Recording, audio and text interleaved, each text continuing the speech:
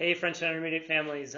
Just reaching out, wanted to share a little bit of information. The email that you're receiving today has a ton of stuff, so I would make sure to scroll down. It's everything from like parent pickup to start times, all the different information that you might need. If you have any questions, you can always feel free to email me and navigate through that as well. But kind of wanted to touch base on a few things. So the most important thing to start with is our school day does start at 8 a.m., not 8:05, not 8:10. It starts at 8 a.m. So if you can get your kids here earlier, the doors open at 7:45. So that means they can come into the building at 7:45 and start getting ready to rock and roll. If they're doing breakfast, they can go to the doors in between the intermediate and elementary school. The doors right next to the library, and then go right into the lunchroom, and that will be opened at 7:30 for kids to eat. It is a big deal that we wanted them to have enough time. If they are showing up a little bit late, they can grab their lunch and head into the classroom, grab their breakfast and head into the classroom. So we do a grab and go option as we get closer to that 8 o'clock time frame. But we do try to kick off the day at 8 o'clock and specifically get most of the kids rocking and rolling in their classes. And then at 3:10, they depart at the end of the day as well. So actually 3:05 kindergarten, they start doing the announcements because we don't want all the kindergartners transitioning with the bulk majority of 4th and 5th graders. So they get to start heading towards the buses a little early, but the mass majority of the population starts heading out at 3:10. Some other things that I think are important to know is we did have Mrs. Long, congratulations, she'll be moving into the library. She's accepted the library position at Frenchtown School District, and so I'm currently right now looking for a 5th grade teacher. So if you know of anyone or you yourself have an endorsement K-8 teaching and would be interested in teaching ELA at Frenchtown School District, make sure to put an application in with Angie Gibbs at the district office, or you can email myself as well. We will be screening applicants coming up here and trying to get someone hired before the school year starts. Parent portal is a big one that you'll see on here as you scroll through this email. The parent portal is how you can track everything for your kid, whether it be free and reduced lunches if you want to apply, whether it be putting lunch money on your lunch accounts, whether it be any fines or different things like that with books. You can check grades on there at quarter. We do not send home all the grades every single quarter. We expect that parents are jumping on there. You can also see when there are late or missing assignments, they will post in Infinite Campus, so you can get a ping on your phone if you have it set up to be able to see how your student's doing throughout the course of the day. So I would encourage every parent to be on there. It makes it a lot easier to transition lunch money and not have to bring in checks all the time and money. It simplifies things quite a bit. So I also expect that the kids are checking once they hit 5th grade and 4th grade. We'll start getting them set up so they'll start checking their own student portals, and they can kind of track their grades and those things as they go as well. But I would encourage parents to be on there and be an active participant in their kids' instruction. All right, the next piece is we have bus contracts. If you've not turned your bus contract in yet, you need to get that ASAP. I put a link on here through transportation that you can click on the link. It should take you right to our school website where you can download and print the transportation contract, the bus contract, and send it back. And then you'll start receiving your stops and times that are pick up and drop off, because we do have to we roll a lot of buses a lot of different places in Frenchtown, so it's important that we get those soon enough so that we can kind of determine who's going to be on what buses and how many kids we have, so that we're not maxing out and having to create new routes right before the start of the school year starts. Our open house is August 20th, so be prepared for that. We'll have basically it's a time that you can come and tour the building, see all the classrooms, navigate through all of it. It'll be from 4 to 6 o'clock. And at 5:30 in the intermediate gym, I'll be doing a talk to all parents just about expectations, partnership, how we're going to collaborate together for the school year, and kind of what it looks like to be a 4th and 5th grade students. Because some of these kids coming up from 3rd grade to 4th grade, this is going to be new. It is very similar in terms of structure and schedule, but there's some new nuances with it that are going to be a little bit different than when they were in elementary school. You can bring your supplies during that open house time too. So you'll have a really good opportunity to touch base with teachers, drop your stuff off so you don't have to have a huge backpack carrying everything right when you walk into the building for the first time. Our band night is already set for August 28th, so all 5th grade students that are going to be participating in band, August 28th, 6 p.m. on the intermediate track. We will have a couple groups selling instruments that kids can come in and buy. We also have some resources inside of the school. If you can't afford an instrument, we will also work with you. We want every kid to have the opportunity to try band. It's really important that in 5th grade, if you're going to start band and do band throughout high school, that you need to start early and need to begin it then. You can't really jump in 7th grade and be like, hey, I haven't done the last couple of years. You'll be really far behind, and it's really not able to catch, we're not really not able to catch kids up very well. So this is that time if you're coming into foundational band and starting it. Make sure you come to the August 28th at 6 p.m. At band night where we can get instruments. If you have instruments already, you can bring those in and get those checked out by our music teachers, just to make sure if they need to be refurbished or anything needs to be cleaned on them or changed or parts need to be changed out. That can happen at that time. And Music Medic will be there, and they can help out as well with if you have any damaged instruments that you need something fixed or a part or piece, or buying reeds, or buying the music book as well. Okay.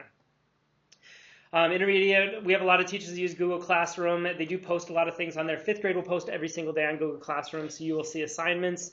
The kids can jump on if they're sick or out of school for the day. They can post, but we are also on a block schedule for fifth grade, so kids rotate all the way around to every single teacher. So you'll have 4 different instructors throughout the course of the day that are going to be teaching you different subjects for about an hour at a time. And then they'll also be having band in the morning in a study hall. So it gets pretty fast and furious. So having Google Classroom is a really easy way if you're out to be able to manage in the morning, being able to look and see all the assignments that are being posted by different teachers, and then getting that work caught up, because any given day we could have between 5 and 20 kids out, and then it's not teachers chasing all 100 kids that are in 5th grade. So that's kind of a big piece for everyone to look at as you're navigating through this process. Cell phones are a big one for me that and the school district, that we're not going to have cell phones out during the day. We don't take them in the bathrooms. We don't take them in the hallways. We don't take them out to recess. We don't take them different places. They stay in your backpack. They're put away until we leave the building. Once they leave the building, they can take them out, but not when they're in the building, or not when they're in the school day. When I say leave the building, I'm not saying going out to recess or anything. I'm talking about actually departing from school. They can take their cell phones out when you guys are with your parents or guardians.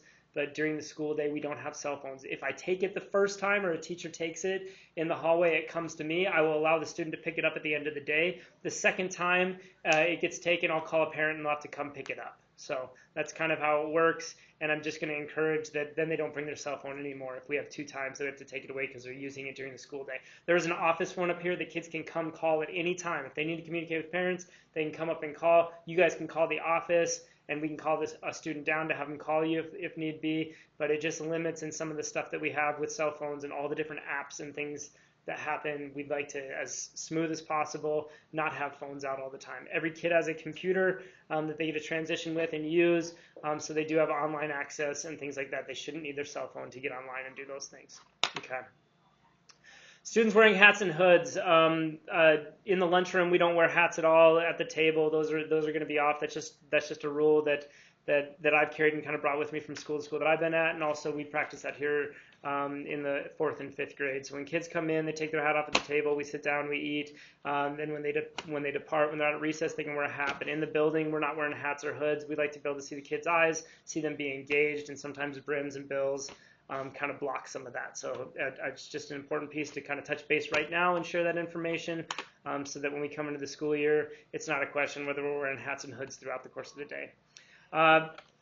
Some other things as I'm going through this email and looking at it here is I'm going to talk about a bunch of different stuff when we have our open house. I do want to talk about if your kid is sick. So if your kid goes home with the flu and has a temperature, they need to be 24 hours temperature free before they come back and symptom free.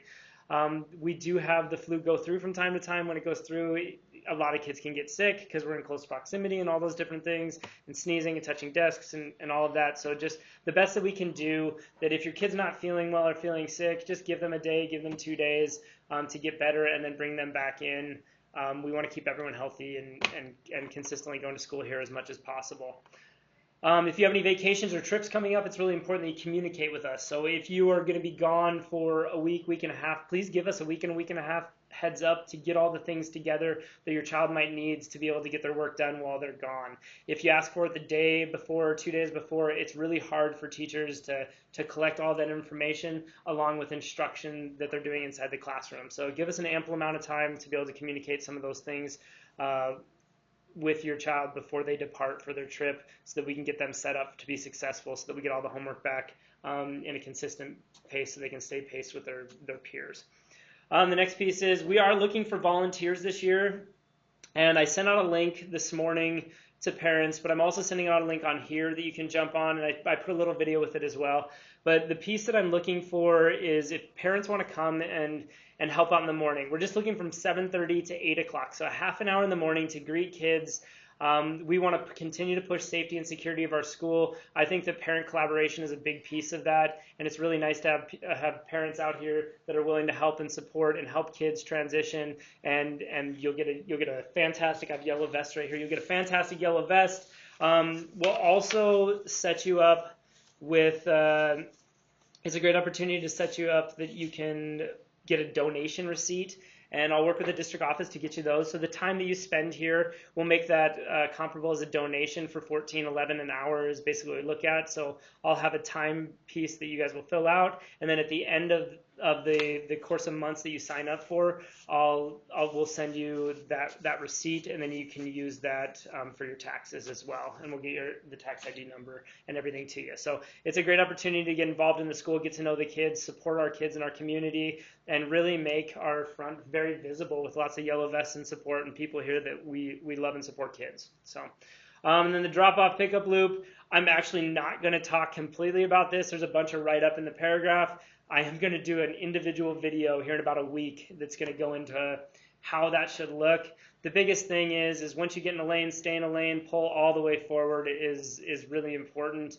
The sidewalk fringes all the way around, so you can drop them off almost in front of the intermediate school, and they can walk the sidewalk all the way to the elementary school, and we have enough people here to help guide kids so they don't get lost on that little half circle transition that they would make around. So the more people can pull forward means the more people that are unloading, means the less lines that go down Mullen, which means that we're not blocking houses and driveways and things like that. So the more you guys can help with that, that'd be fantastic. I know I'm talking super fast, but sometimes I'm an auditory person, so I love to hear things as opposed to just read them. So this is a way that you kind of got a breakdown of what the email says. You can read the email too if you feel like that's the way that you learn and kind of go through. But hopefully this clarified some things. If you have any questions, my email's on here, obviously, or if you have some bigger questions you want to talk with me about, my phone number is 406-361-1973. That's my work cell phone.